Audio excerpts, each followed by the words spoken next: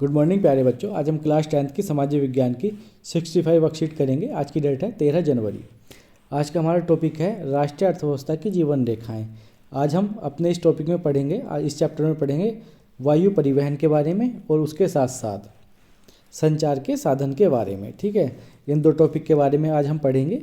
इनके महत्व और इनकी समस्याएं इनको देखेंगे। उसके बाद में कुछ क्वेश्चन दिए गए हैं, उनके आंसर करेंगे। तो शुरू करते हैं आज की वर्कशीट को। पहले है वायु परिवहन। ठीक है, तो वायु परिवहन के क्या क्या महत्व होते हैं। यह तीव्रतम होता है, आरामदायक व प्रतिष्ठित परिवहन के साधन होते हैं।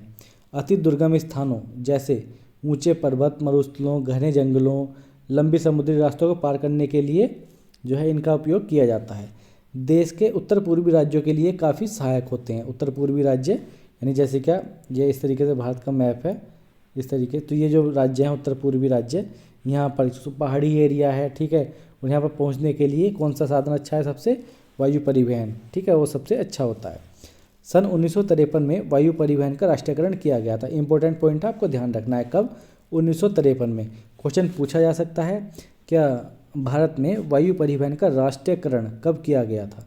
कब किया गया था? 1953 में। उसके बाद है एयर इंडिया अंतर्राष्ट्रीय वायु सेवाएं, जबकि इंडियन एयरलाइंस घरेलू वायु सेवाएं प्रदान करती है।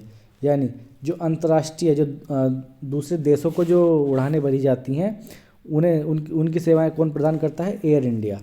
और जो हमारे देश में जैसे दिल्ली से मुंबई या मुंबई से बेंगलुरु या दिल्ली से कोलकाता, इन्हें करता है इंडियन एयरलाइंस।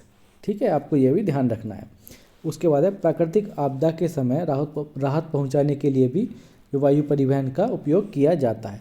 तो ये सारे क्या थे? वायु परिवहन के महत्व थे। अगर आपसे क्वेश्चन पूछा जाए कि वायु परिवहन के महत्व बताइए, आप इन सब पॉइंट्स को एग्जाम में लिख देंगे। ठीक है, उसके बाद है वायु परिवहन की समस्याएं। क्या क्या समस्याएं होती हैं? यह महंगा साधन है, वायु परिवहन बहुत महंगा होता है। एक एक प्लेन की बहुत बहुत कॉस्ट आती है। ठीक है, और आदमी भी जब ट्रैवल करते हैं तो उसकी भी बहुत ज़्यादा कॉस्ट होती है, टिकट बहुत महंगे होते हैं। और यह मौसमी परिस्थितियों पर निर्भर करता है।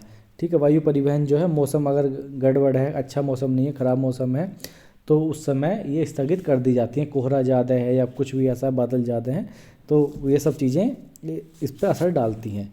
तो इसकी सारी समस्याएं हैं। उसके बाद हम देखेंगे संचार के साधन। ठीक है, संचार के साधन दो प्रकार के होते हैं। एक तो होते हैं निजी और एक होते हैं जनसंचार, सार्वजनिक, पब्लिक। ठीक है, जो जिनका नियंत्रण सरकार का होता है। ये होते हैं निजी, होते हैं जिनका नियंत्रण जो है किसी एक व्यक्ति के हाथ में होता है। ठीक है, तो निजी संचार के साधन में हम देखते हैं कार्ड, लिफाफाबंद चिट्ठी, पहली श्रेणी की डाक समझी जाती है। ठीक है, पहली श्रेणी की डाक जो होती है किसे कहते हैं? वो कहते हैं कार्ड को या फिर लिफाफे को। पहली श्रेणी की डाक किसे? कार्ड या लिफाफे को। आपको ये पॉइंट ध्यान रखना है। द्वितीय श्रेणी की डाक में रजिस्टर्ड पैकेट, किताबें, अखबार और मैगजीन शामिल होते हैं। पहली श्रेणी में तो हो गए कार्ड एवं लिफाफा, द्वितीय श्रेणी में हो गए रजिस्टर्ड पैकेट, किताबें, अखबार और मैगजीन।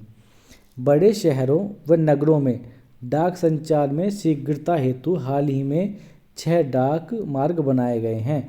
कितने डाक मार्ग बनाए गए हैं? 6 डाक मार्ग बनाए गए हैं, आपको ध्यान रखना है।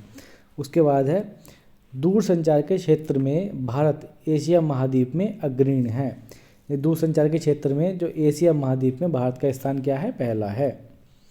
उसके बाद देखेंगे हम जनसंचार। जनसंचार के बारे में ये पॉइंट दिए गए हैं, इन्हें एक बार देख लेते हैं। लगभग 100 से अधिक भारतीय भाषाओं में समाचार पत्र छपते हैं। ठीक है, मनोरंजन के साथ बहुत से राष्ट्रीय कार्यक्रमों व नीतियों के विषय में जानकारी देता है। जो जनसंचार होता है, रेडियो के द्वारा या टीवी के द्वारा बहुत सारे जो हैं विषय हैं, उनकी जानकारी दी जाती है। ठीक है, केवल मनोरंजन ही नहीं किया जाता, केवल गाने या मूवी नहीं आती, उसके साथ साथ बहुत सारे ऐसे कार्यक्रम आते हैं, राष्ट्रीय कार्यक्रम, जिनके द्वारा जानकारी दी जाती है। भारत व विदेशी फिल्मों को प्रमाणित करने का अधिकार केंद्रीय फिल्म प्रमाणन बोर्ड करता है। ठीक है, उसके बाद है आकाशवाणी राष्ट्रीय, क्षेत्रीय तथा स्थानीय भाषा में देश के विभिन्न भागों के लिए विविध कार्यक्रम प्रसारित करता है। ये सारे काम कौन करता है? ये जनसंचार में आता है ये सारे काम। उसके बाद ये तो होगी हमारी आज की वर्कशीट, जिसमें हमने वायु परिवहन के बारे में पढ़ा और संचार के साधन, निजी संचार और जनसंचार के बारे में पढ़ा। अब इसके क्वेश्चन हैं, इनके आंसर हम एक बार देख लेते हैं। पहला क्वेश्चन है संचार के साधन का महत्व बताइए। तो उसका आंसर हम कुछ ऐसे लिखेंगे, संचार के साधन का महत्व। इस तरीके से हम पॉइंट बनाकर लिखेंगे। दूरसंचार के माध्यमों से देश और दुनिया के कोने कोने से समाचारों का आदान प्रदान किया जा सकता है। एक महत्व तो ये होता है संचार के साधनों का, यानी आप देश के या दुनिया के किसी भी कोने से जो समाचार कुछ भी जो भी घटित हो रहा है वो आदान प्रदान किया जा सकता है। उसके बाद दूरदर्शन पर हम विश्व के किसी भी भाग में घटित होने वाली घटना को तत्क्षण अपनी आंखों से देख सकते हैं। टेलीविज़न और रेडियो हमें स्वास्थ्य मनोरंजन भी प्रदान करते हैं। उसके बाद युद्ध काल में भी संचार के साधनों की निर्णायक भूमिका होती है। तो ये सब क्या है, संचार के साधनों के महत्व हैं। नेक्स्ट क्वेश्चन देखेंगे हम।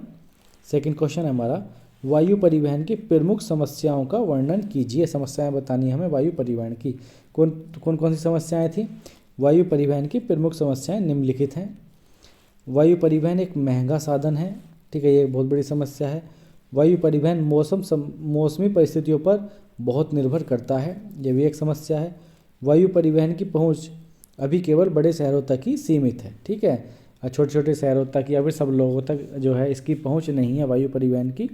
ये भी, इसे भी एक समस्या में रखा जा सकता है। तो इस तरीके से 2 क्वेश्चन दिए गए थे आज की वर्कशीट में, जो आज हमने इस वीडियो में किया। अगर आपको वीडियो अच्छी लगी हो तो वीडियो को लाइक करना और शेयर करना। Thank you, thanks a lot.